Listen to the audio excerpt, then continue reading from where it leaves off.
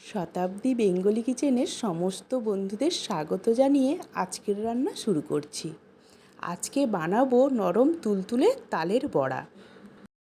তাই প্রথমে তাল থেকে পাল্পটা বের করে নিয়েছি, তারপরে ভালো করে গরম করে নিচ্ছি। গরম করতে করতে একেবারে একটা থকথকে ব্যাটার তৈরি করে নিয়েছি। দেখুন, আমি নারকেলটাকে দুভাগে কুড়িয়ে নেব।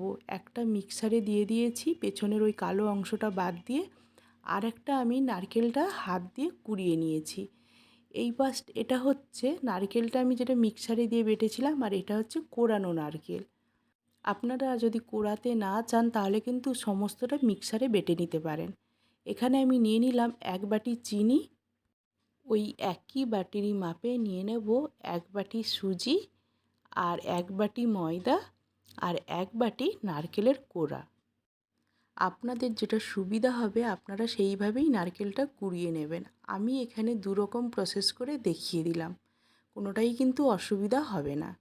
এরপর নিয়ে নিয়েছি 10 টাকা দামের 2টো আমুলিয়ার প্যাকেট। এবার আমি দিয়ে দেব 1 বাটি তালের পাল্প। তালের পাল্পটা সবসময় একটু গরম করে নেবেন, তাতে কিন্তু তালের পাল্পটা অনেক দিন ভালো থাকে, আর তেতো ভাবটাও কিন্তু অনেকটা কেটে যায়। এবার দিয়ে দেব 1 চিমটে লবণ। দেখুন, ব্যাটারটা মাখানোর পর দেখলাম খুব শক্ত, তাই একটু লিকুইড দুধ আমি অ্যাড করছি। যেহেতু আমি এখানে সুজি দিয়েছি, তাই আমি সমস্ত কিছু ভালো করে মিশিয়ে ঢাকা দিয়ে রেখে দেব 30 মিনিট সুজিটা ফোলার জন্য। কড়াই বসিয়ে দিয়েছি, কড়াই গরম হয়ে গেছে, আমি সাদা তেল দিয়ে দিলাম ভাজার জন্য। আর এদিকে 30 মিনিট পর আমি ব্যাটারটার মধ্যে একটু বেকিং পাউডার 1 চামচ মতন দিয়ে দিলাম। বেকিং পাউডারটা কিন্তু অপশনাল, আপনারা দিতেও পারেন নাও পারেন। আমি হাত দিয়ে ভালো করে ফেটিয়ে নিচ্ছি। কড়াই গরম হয়ে গেছে, আমি প্রথমে একটা বড়া ভেজে দেখব।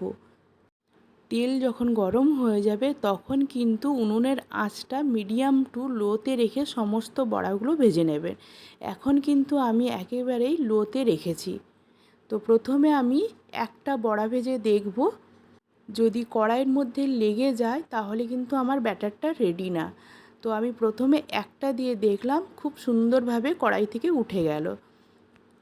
আপনারাও যখন বড়া ভাজবেন তখন কিন্তু প্রথমে তেলের মধ্যে একটা দিয়ে দেখে নেবেন যে আপনার ব্যাটারটা পারফেক্ট কি না।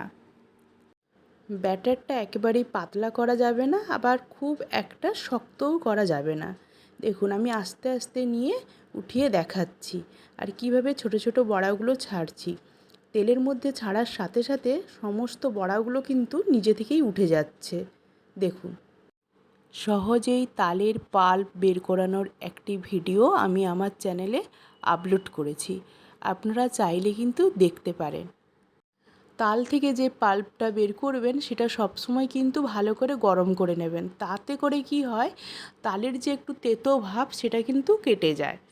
গরম তালের পাল্প দিয়ে কিন্তু কোনো খাবার বানাবেন না, তালের পাল্পটাকে কিন্তু গরম করে ঠান্ডা করে নিতে হবে। আপনারা যদি তালের পাল্পটা ফ্রিজে রাখেন তাহলে ঠান্ডা করে ফ্রিজে রেখে দেবেন, আর ফ্রিজ যাদের নেই তারা কিন্তু বারবার গরম করে রাখতে পারেন। সকালে, বিকেলে, রাত্রে 3 বার গরম করে রাখতে হবে, তাতে করে কিন্তু 2-3 দিন থেকে যাবে ফ্রিজ ছাড়া। আমি এই বড়াতে কিন্তু চালের গুঁড়োটা ইউজ করিনি, চালের গুঁড়ো দিলে বড়াগুলো একটু শক্ত হয়ে যায়। আর এইভাবে যদি আপনারা তালের বড়া বানান তাহলে কিন্তু তালের বড়াটা যেরকম মুচমুচে খেতে হবে তেমনি কিন্তু নরমও হবে। আপনারা এইভাবে একবার তালের বড়া বানিয়ে দেখুন, আশা করি ভালো লাগবে। বড়া বানানোর জন্য মাপটাই কিন্তু একেবারেই আসল। তো আপনারা যদি ভালো করে সমস্ত কিছু মেপে দেন তাহলে বড়া একেবারেই কিন্তু পারফেক্ট হবে। কথা বলতে বলতে সমস্ত বড়াগুলো ভাজা হয়ে গেল, এদিক দিয়ে ভাজা হচ্ছে আর ওদিক থেকে শেষ হয়ে যাচ্ছে কিন্তু। তো আজকের এই তালের বড়ার রেসিপি আপনাদের কেমন লাগলো অবশ্যই কিন্তু আমাকে কমেন্ট করে জানাবেন। আর আমার রান্না যদি আপনাদের ভালো লেগে থাকে তাহলে অবশ্যই রান্নার চ্যানেলটি সাবস্ক্রাইব করবেন এবং পাশে থাকা বেল আইকনটা প্রেস করে দেবেন। তাহলে আজকের মতো আসি, টাটা।